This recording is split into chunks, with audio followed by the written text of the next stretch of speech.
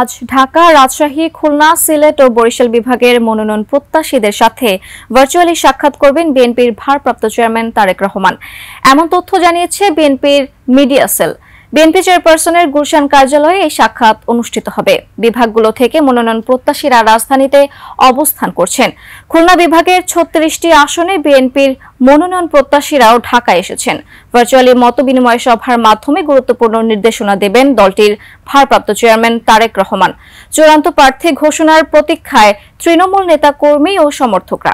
আগামী নির্বাচনে দলের সম্ভাব্য প্রার্থী তালিকা দীর্ঘ।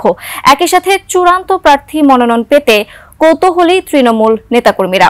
কেন্দ্রীয় সিদ্ধান্ত যাই আসুক না কেন, সবাই মিলে নির্বাচনী মাঠে একযোগে কাজ করতে চান বিএনপির তৃণমূল নেতাকর্মীরা।